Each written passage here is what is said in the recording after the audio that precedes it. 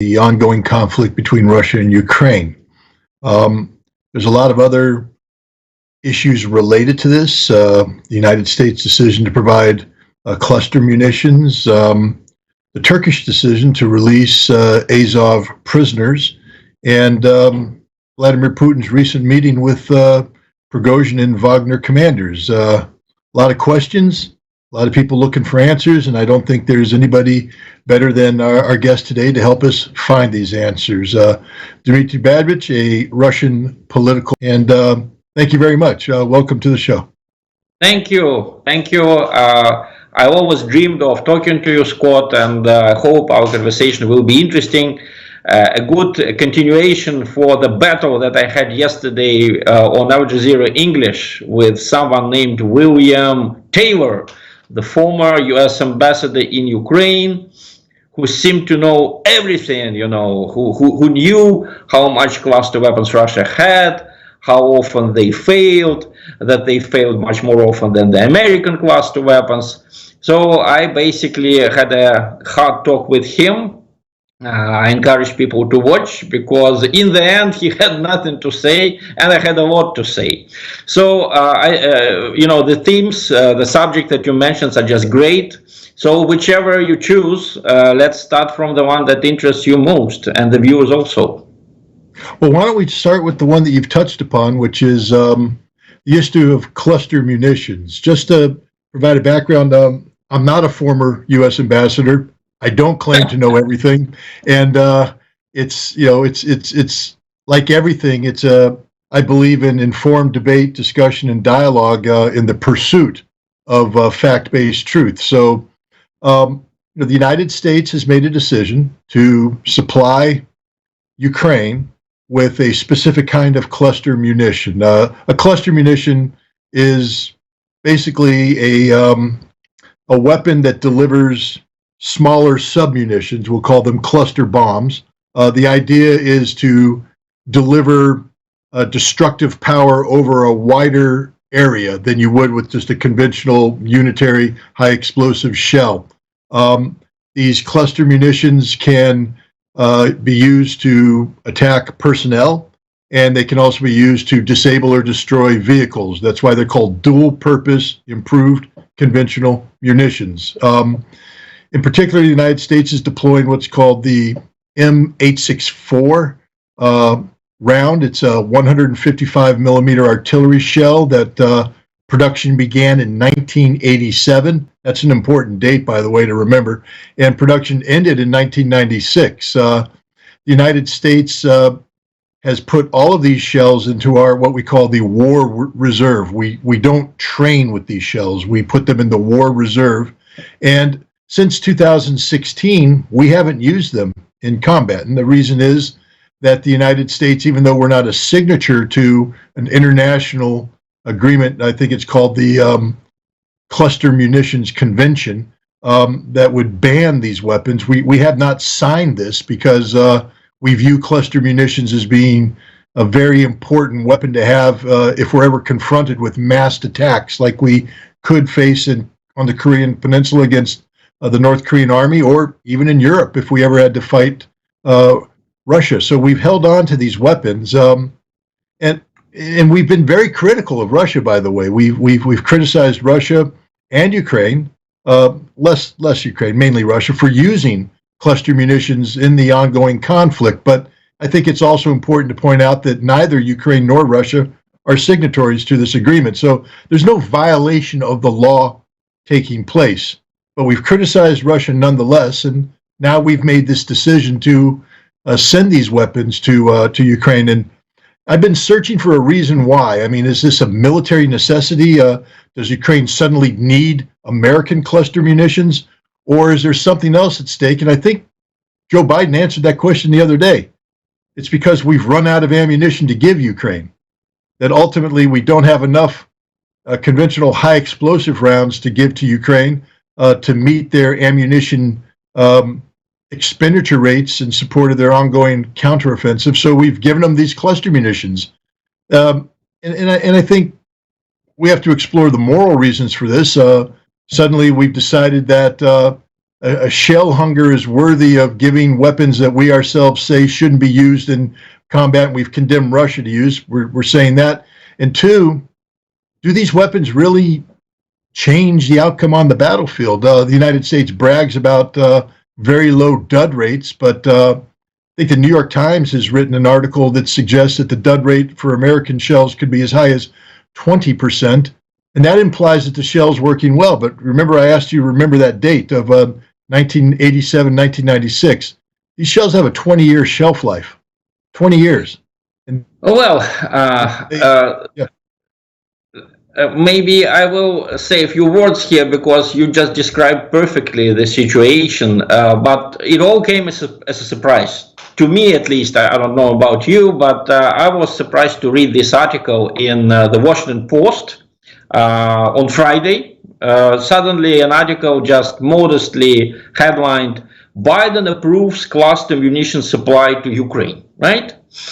And then what do we read in that article? That basically hundreds of thousands of people, could already have lost their lives because of cluster munitions, that were left in Iraq, that were left in Yugoslavia. Basically, the United States Congress passed a resolution a few years ago which prohibited the United States government to send these weapons to any foreign countries because these weapons were considered too dangerous and too deadly, And also, the problem is with cluster munitions is that even when the war ends, all of these unexploded shells that you mentioned, they can be dangerous for the local population for many years to come. We don't know how many. During this conversation on Al Jazeera English, I suddenly heard from a lady from Human Rights Watch that actually Biden had the right to send cluster munitions to Ukraine. Why? Because he could put a waiver on this congressional decision not to send weapons. Then my question is, what do we need the Congress for? If the president can send deadly weapons to any country, even a country at war, then what's the use of Congress? The president can just put a waiver and send any weapons anywhere he wants. Basically, you're right. Biden justified this decision by the fact that Ukraine was running out of ammunition. And also he talked about something like equalizing the chances, or at least this is mentioned in that article in the Washington Post, that this is one of the arguments of the supporters of that decision, that this would equalize the chances. Well, I mean, chemical weapons would equalize the chances even better, This is the whole problem, with cruel, deadly weapons. They immediately give to one of the sides huge superiority, okay? And when chemical weapons were invented during the World War I remember reading English generals at the time who said, why should we prohibit these weapons? The effect of a poisonous gas is roughly the same as the effect of an exploding shell, or a bullet, that it just kills you. Yes, you suffer, but that's war. However, humanity was wise enough to decide that you don't equalize the chances by providing weapons that would be harmful for the civilian population, that would be harmful for nature, that would just allow one person to kill indiscriminately several thousand persons. This is not the way to lead the war, even in modern times, even in this very cruel so far 21st century.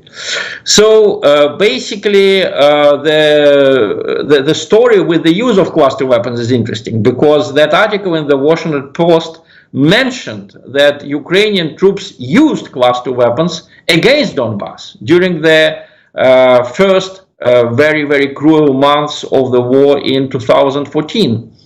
Let me remind our viewers that the war in Ukraine did not start in 2022, as the Western media claims. It started back in 2014, maybe even in 2013, when the Maidan coup started and 38 policemen were killed and hundreds of them maimed, a lot of them burned by Molotov cocktails. You know, these so-called peaceful protesters in Kiev, they used basically modern weapons, you know.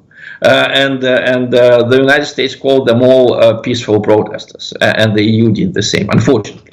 So the war started somewhere between 2013 and 2014, and the Ukrainian army used cluster weapons. This was documented by the Human Rights Watch, an organization that can hardly be suspected of being sympathetic towards Russians and towards the so-called Ukrainian separatists, as it keeps calling, you know, the people of Donbass.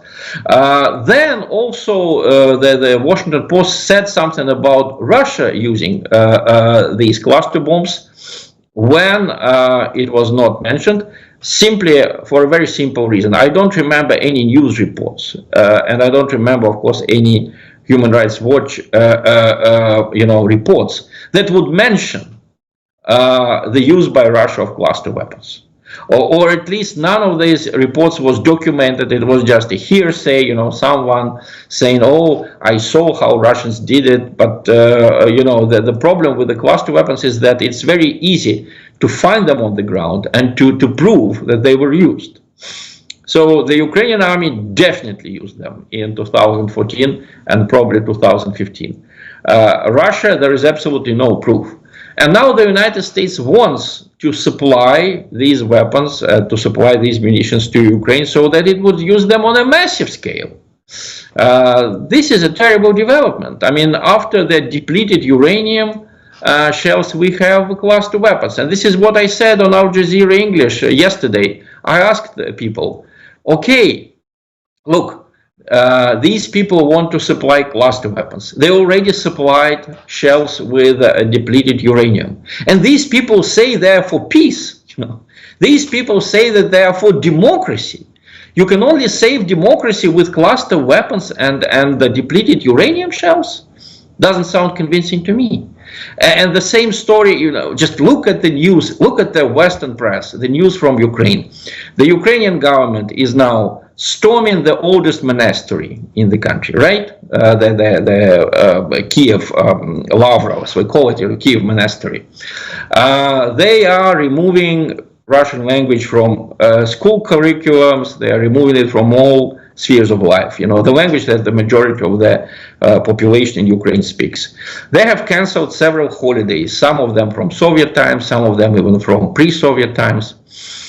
They are banning any films made in the Soviet Union, any films made in Russia, especially after 2014.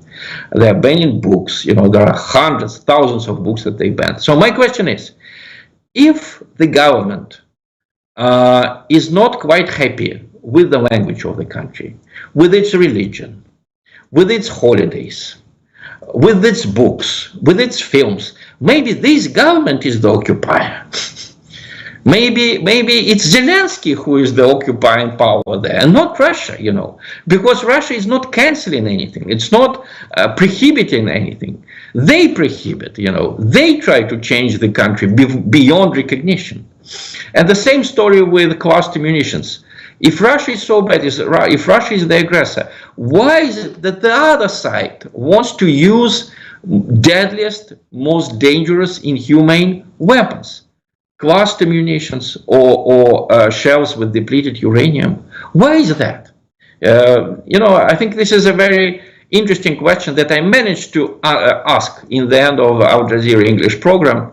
And I invite you to continue. I mean, what's your impression? I just had these thoughts yesterday, and they seem to be very convincing to me. Well, you know, I'm somebody who spent a lot of time in the field artillery with the United States Marine Corps, and we used DPICM extensively. It's, I don't mean to be too callous, but the military is in the business of killing people. That's our job. Yeah. And the more efficiently we can kill people, the better we are at our job. And DPICM rounds under certain conditions give us the opportunity to kill a lot of the enemy very efficiently. So I understand why you would want to use DPICM, but it's not a game-changing weapon. It's a weapon. It was designed to be an assault-breaking weapon, meaning that if I'm being attacked by a mass of armor or dismounted infantry that are moving rapidly towards my location, I would want to hit them with cluster munitions in an effort to generate as many casualties as possible. Last time I looked at the Ukrainian battlefield, it seemed to be a positional warfare with heavy emphasis on trenches dug in positions in uneven terrain with a lot of overhead vegetation, soil that has been dampened by rain. I guess what I'm trying to say is this is not the ideal environment for using cluster munitions, DPICM artillery rounds. In fact, it's the least desirable way to use it. So you can't say that this is being done out of military necessity, and we know that it's not. And this is what I get. See, as a military guy, if you're telling me that you need to kill the enemy more efficiently, I support that 100%. I'm sorry, it's just war. That's why I'm not a fan of war. That's why I try to prevent war with every ounce of my body, because once you engage in conflict, it's about men killing men, humans killing humans, and there's nothing pleasant about this. But if you're going to make the claim that you need this to achieve a certain level of military efficiency, okay, but that's not why this is being done, and this is where the callousness of this decision comes into play. It's being done because we ran out of normal ammunition. We don't have anything left to give the Ukrainians. And rather than acknowledge that this war cannot be won by Ukraine, that not only does Ukraine lack the tactics and the strategy to win, but they lack the military means to win, what we've done is we've created a political solution for an American president who is unwilling and unable to admit failure. So we're going to provide Ukraine with cluster munitions, not because they need cluster munitions, but because we have nothing left to give them. So we're giving them the very weapon that we ourselves say should never be used in this kind of environment, especially if you think about it. Ukraine has a history of using these weapons against civilian targets. We gave them HIMARS. They fire HIMARS at civilian population centers. We gave them 155 millimeter artillery systems. They use those to fire on civilians. And if you don't think that the Ukrainians will use these cluster munitions against civilian targets, then you have no clue about the reality of Ukraine today. So this is a callous political decision that undermines any moral standing that the United States may have had in trying to articulate a need to provide military assistance to Ukraine in the face of what the United States calls Russian military aggression. This has nothing to do with that. This is about an American president saving face on the eve of a NATO summit, where the overall question of what is NATO to do when confronted with the reality of an impending Ukrainian defeat. NATO has no more weapons. NATO has nothing left to give.